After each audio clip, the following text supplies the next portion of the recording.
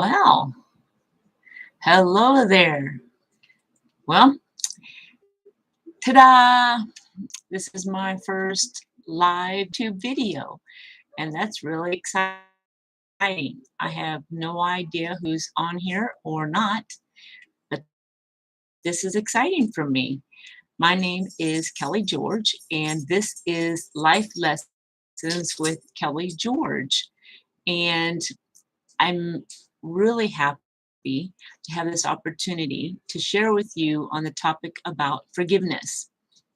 So, if this is your first time, you may not know who I am or why I'm doing this. The Lord has placed it upon my heart to follow instructions from Titus chapter 2, where it talks about women sharing with other women things help them as they're walking through things in their life. Now, I've done a few other videos, and you're welcome to go back on my YouTube channel and check some of those out. And I encourage you to like it, to subscribe to my channel, share it so that other people have the opportunity in a very candid, a very transparent way and help you as you're going on this path. Now, Christ, and he has brought me through a lot of things in my life. He has brought me through a lot of in between. And I'm just so thankful to have the opportunity and to have media to be able to get information out there to help other women. Now, today I want to talk a little bit about forgiveness. Also, I want to let you know that as you watch my videos, I encourage you to have a Bible, I like all kinds of things. I like highlighters and different colored pens and things.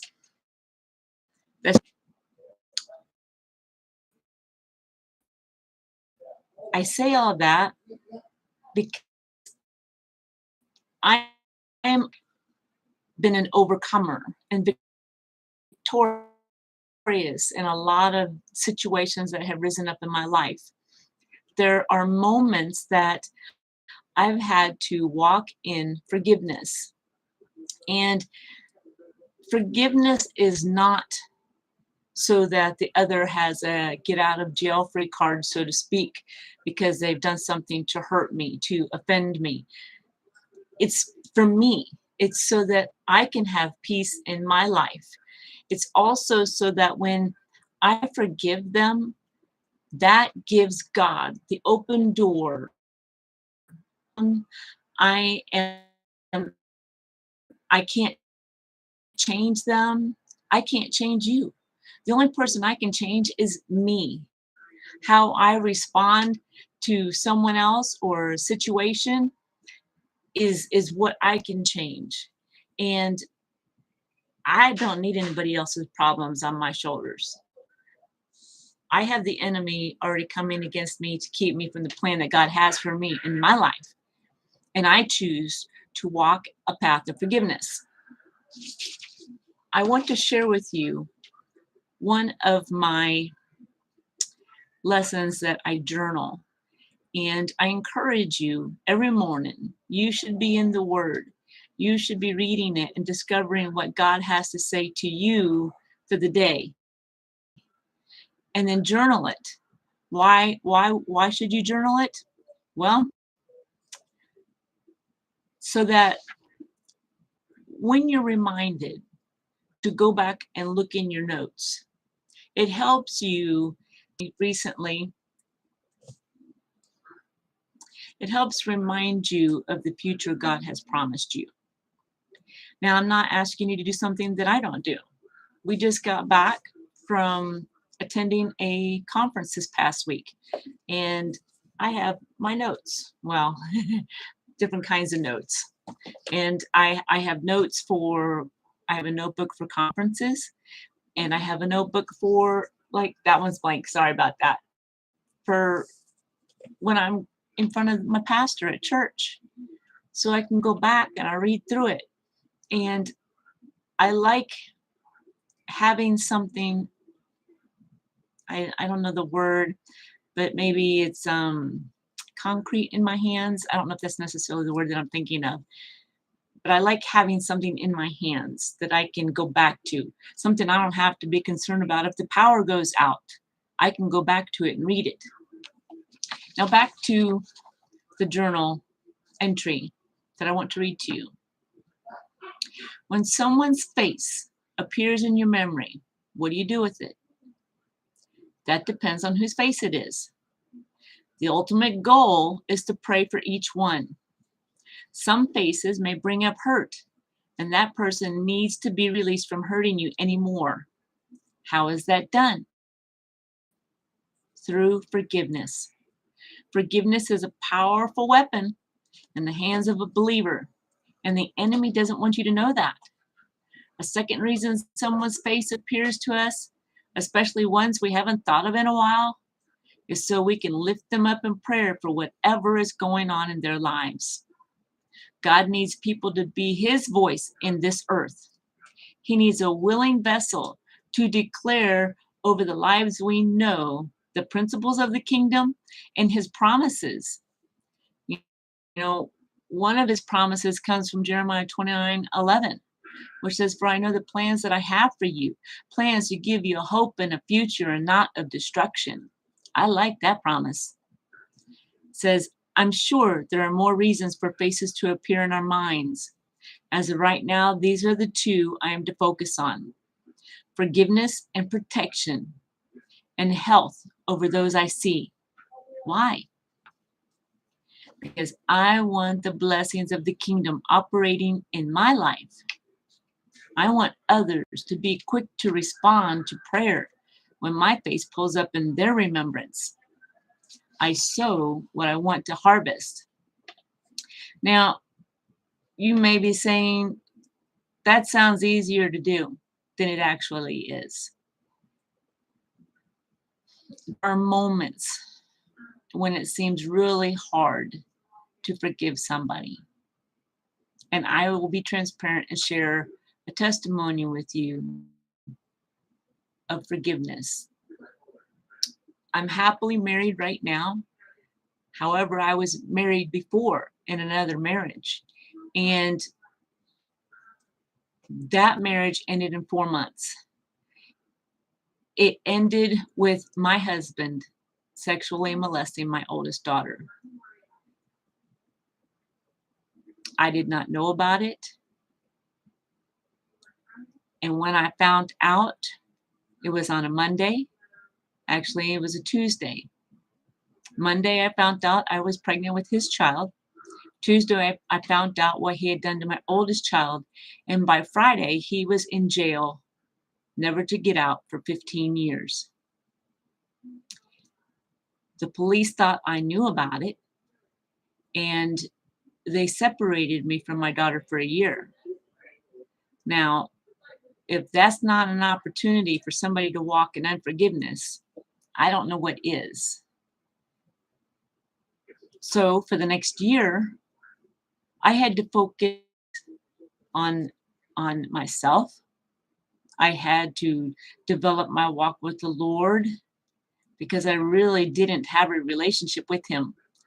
I was reading his word, but my prayers were all selfish prayers. My prayers weren't prayers to help me become someone who walks in love.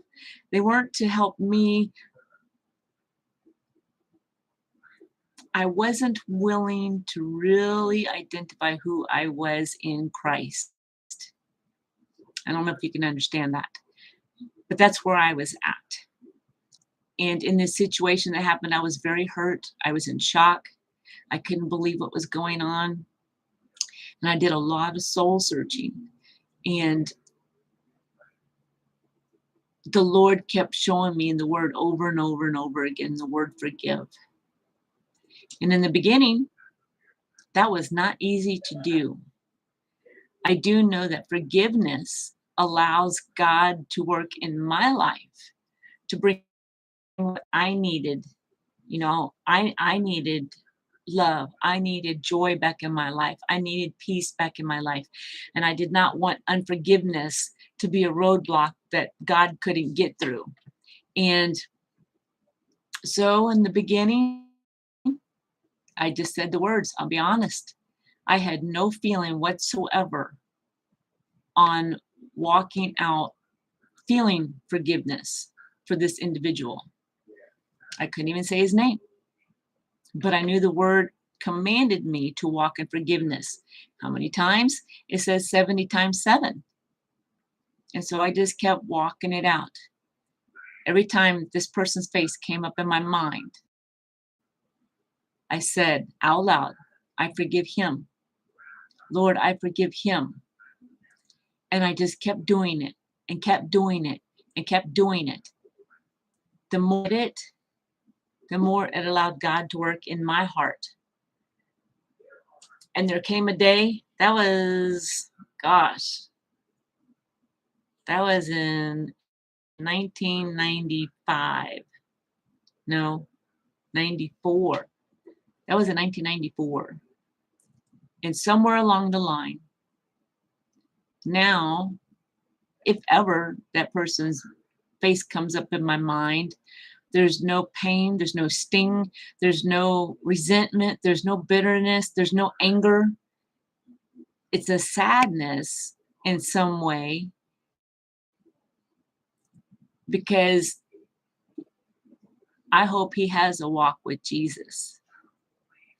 Because if he doesn't have a walk with Jesus, he's not going to go to heaven. Well, I shouldn't say that. I hope he doesn't have his life cut short and not really realize how much God loves him. The same is for anybody out there who's hurt someone and doesn't think that they can be forgiven. You have to go to the Lord. You have to ask the Lord for forgiveness. I think the hardest person to forgive sometimes is ourselves because we know what we've done. We know the mistakes that we've made.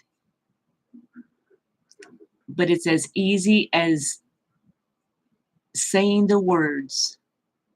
Whether you feel it or not, you say the words and you keep saying the words until you feel it. And then there comes a day when you say the words and there's such a weight that is released off your life. You don't realize how much you're holding on your shoulders spiritually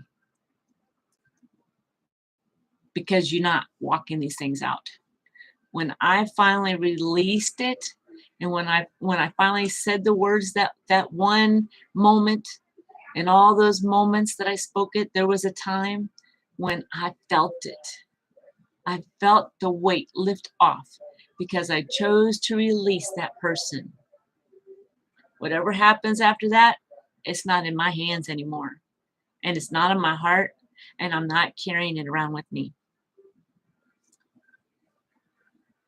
Now, I hope this has helped you. I hope as you hear this, that you realize forgiveness is for us more than it is for the person who's hurt us, especially when it's ourselves. We have to learn to forgive ourselves so that we can move forward. You know, the saying that it says, hurt people hurt people. And when we're hurting, we hurt others. And deep down, we really don't want to be hurting anybody, especially ourselves. So I encourage you, walk out forgiveness. I want to read some notes that I wrote this past week in a conference we were at that may help you.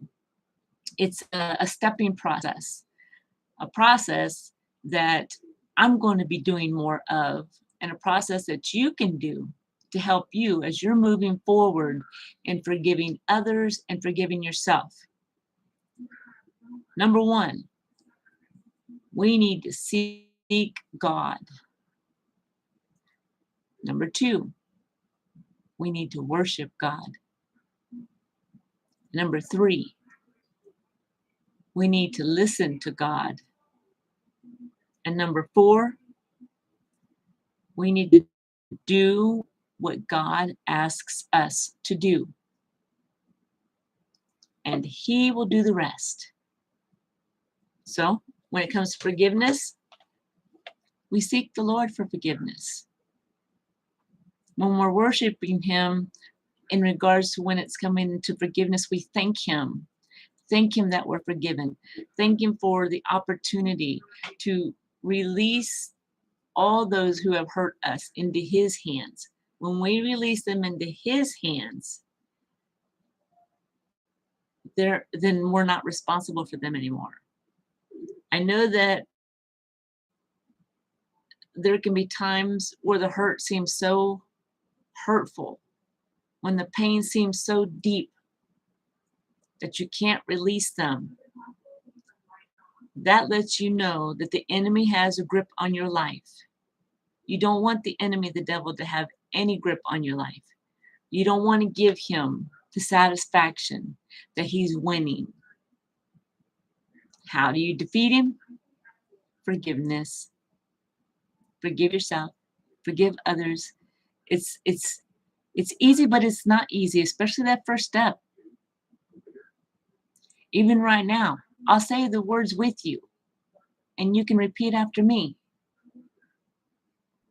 Whether you feel it or not, you have to have action to help forgiveness start in your life.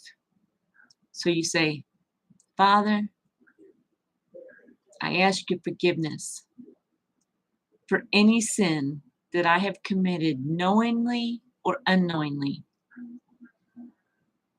And Father, I forgive, and you put their name in there, for the pain and the hurt that they've caused me. I don't feel it right now, but I know I'm commanded to forgive 70 times 7. So Lord, I forgive. I place them in your hands. I release them to your care.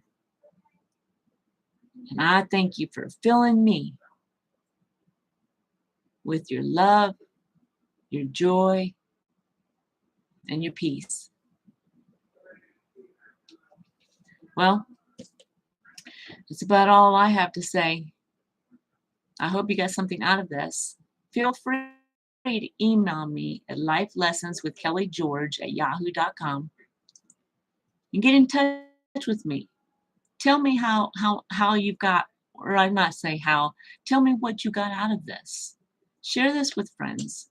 You know someone who needs this that I don't know. They need to see this. They need to know that when we walk in forgiveness to others, forgiveness to ourselves, we know that the Lord can work with us and He will restore love and joy and peace and happiness back into our lives when we forgive. May you be blessed. God bless you, and I'll talk to you soon.